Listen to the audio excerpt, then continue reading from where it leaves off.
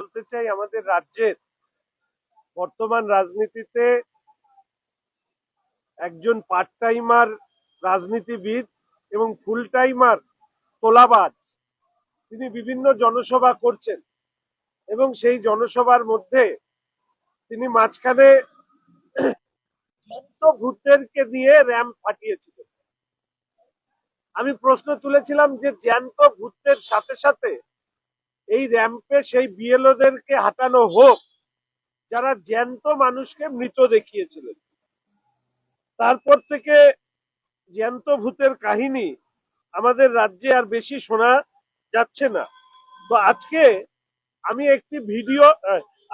একটি আপনাদের অডিও শোনাচ্ছি এবং এই অডিওতে আপনারা পশ্চিমবঙ্গের জনগণ নিশ্চিতভাবে উপলব্ধি করবেন যে রাজ্য জুড়ে এই যে বিভিন্ন হিয়ারিং সেন্টারে যে গন্ডগোল হচ্ছে সেই গন্ডগোলের সূত্রপাত কোথায়।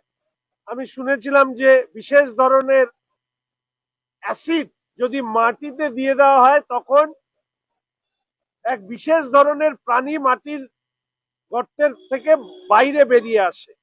এই বাইরে বেরিয়ে আসার পেছনের কারণ হচ্ছে এই এসআইআর না হলে এগুলো আমরা জানতে পারতাম না। আমি অনুরোধ করব এই কল যে রেকর্ড এটা একটু শুনুন। আর আমাদের যে একটা যে অ্যাপ্লিকেশন ছিল সেটার মধ্যে মানে ভুল তথ্য এসে গেছে, তো সেটার জন্য আপনার 2 ছেলের জায়গায় 8 ছেলে হয়ে গেছে। এমনকি আমাদের গ্রামের অনেক মানুষেরই এরকম হয়ে গেছে, যাদের 2 ছেলের জায়গায় 18 ছেলে হয়ে গেছে। 2 ছেলের জায়গায় হিয়ারিং এর নোটিশ পাওয়ার পরে ছেলে এবং বাবা যখন হিয়ারিং সেন্টারে উপস্থিত হন তিনি শোনেন যে তারা হচ্ছে 8 ভাই, অর্থাৎ তার সাথে আরো 6 নতুন ভাই যুক্ত হয়েছে। তিনি বলছেন যে তার গ্রামে যাদের হয়তো 2 জন ভাই বোন আছে তাদের দেখা যাচ্ছে 18 জন ছেলে মেয়ে হয়ে গিয়েছে। অর্থাৎ ম্যাপিং করতে গিয়ে এই ধরনের ভুয়ো তথ্য ব্যবহার করে, অন্যের নাম ব্যবহার করে, 2002-এ যাদের নাম ছিল তাদের নাম ব্যবহার করে একের পর এক নাম এই ড্রাফট ভোটার লিস্টে তোলা হয়েছে। যখনই হিয়ারিং এ নোটিশ আসছে এই তথ্যকে গোপন যেহেতু করা যাবে না, তখন এই হিয়ারিং সেন্টার গুলোতে একের পর এই ধরনের ঘটনা, হামলার ঘটনা ঘটছে। এটা দুর্ভাগ্যের যে পশ্চিমবঙ্গে এসআইআর কে সামনে রেখে এই হিয়ারিং সেন্টারে যে তাণ্ডব হচ্ছে এর লক্ষ্য হচ্ছে একটাই, যে ম্যাপ ভোটার, অথচ বিভিন্ন ধরনের অসত্য তথ্য দিয়ে যারা ম্যাপ হয়েছেন নির্বাচন কমিশনের গাইডলাইন অনুযায়ী তাদেরকে হিয়ারিং এ এসে যখন তথ্য যাচাই করবার কথা বলা হচ্ছে তখন এই বিশৃঙ্খলা তৈরি করা হচ্ছে। এটা তৃণমূল কংগ্রেসের রাজনৈতিক পরিকল্পনার কারণেই এটা হচ্ছে এবং আমরা ভারতীয় জনতা পার্টি এটা পরিষ্কারভাবে বলি যে নো এসআইআর নো ভোট, অর্থাৎ এসআইআর করেই ভোট সম্পন্ন হবে এ বিশ্বাস আমাদের আছে।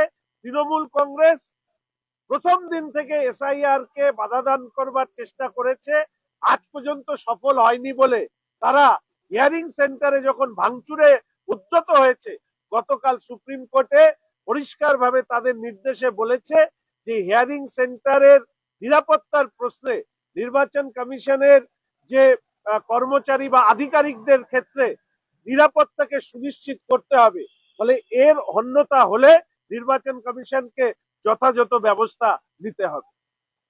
দেখুন, তৃণমূল কংগ্রেস যখন কোনো কিছুতে জয় বলে উল্লসিত হয় তখন আমার মনে হয় ওই পাকিস্তানের ভারতবর্ষের সাথে ম্যাচ হেরে যাওয়ার পরে কাপ নিয়ে বাড়ি চলে যাওয়ার মতন। তৃণমূল কংগ্রেসের জয় হচ্ছে অবোধের গোবোধে আনন্দ। তৃণমূল কংগ্রেস সুপ্রিম কোর্টে প্রথম গিয়েছিল এই কারণে যে এসআইআর এই প্রক্রিয়াকে বন্ধ করতে হবে। আমি তো বুঝতে পারলাম না যে গতকাল তৃণমূল কংগ্রেস যে দাবি করেছে, আমি প্রথমে ভেবেছিলাম যে এসআইআর বন্ধ করবার নির্দেশ সুপ্রিম কোর্ট দিয়েছে, পরে দেখলাম সেটা দেয়নি তৃণমূল কংগ্রেস। ফলে এই যে জয় বলে নিজেদেরকে নৈতিক জয় ইত্যাদি জয় বলে যারা লাফাচ্ছে, কোর্টে জিতেছি, ভোটে জিতবো না কি একটা বলছে। তো আমি ভাবলাম যে ভাগ্যিস যে এই মামলার শুনানি যদি আমাদের কলকাতায় হতো, তাহলে লোয়ার কোর্ট এবং হাইকোর্টে যেভাবে শুনানি ভন্ডুল করে দেওয়া হয়, এরা হয়তো এই কোর্টের ভেতরেই বিচারপতিদের দিয়ে নিজেরাই নির্দেশ লিখিয়ে নিতে পারতেন তাদের মন মতো করে। এটা সৌভাগ্য পশ্চিমবঙ্গের মানুষের জয় এই কারণে যে পশ্চিমবঙ্গের মানুষের জয় এই কারণে যে অন্তত তৃণমূল কংগ্রেসের মতন একটা দুর্বৃত্তের রাজনৈতিক দল যে লক্ষ্যে এগোচ্ছিল এসআইআর বন্ধের, সেই লক্ষ্যে তারা সফল হয়নি। বলে জয় যদি কারো হয়ে থাকে সেটা মানুষের হয়েছে।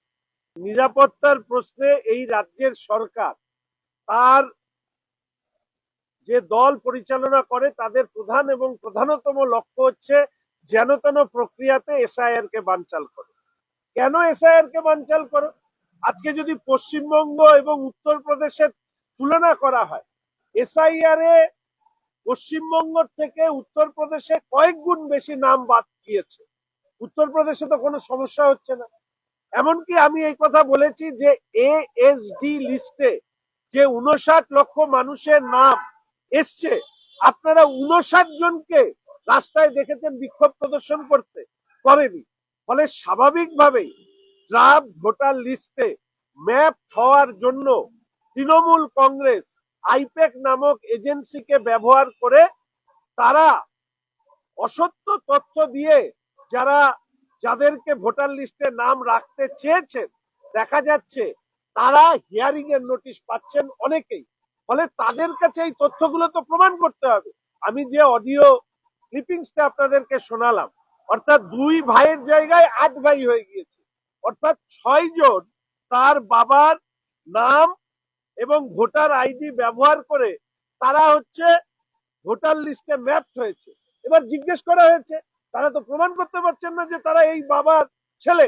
ফলে স্বাভাবিকভাবে ওই যে 6 জনের নাম যে বাদ যাবে, এই নামগুলো আসলে তুলেছে আইপ্যাক নামক এজেন্সি বা তৃণমূল কংগ্রেস প্রভাবিত সরকারি কর্মচারীরা। ফলে উত্তরদায়িত্ব তৃণমূল কংগ্রেসেরও যেমন আছেন, আর এইভাবে যারা ম্যাপ হয়েছে অসত্য তথ্য দিয়ে, আমি মনে করি নির্বাচন কমিশনের সেই বিএলও এবং যারা এইভাবে অসত্য তথ্য দিয়ে যারা ড্রাফট ভোটার লিস্টে অন্তর্ভুক্ত করেছে তাদেরকে চিহ্নিত করে ব্যবস্থা গ্রহণ করা উচিত।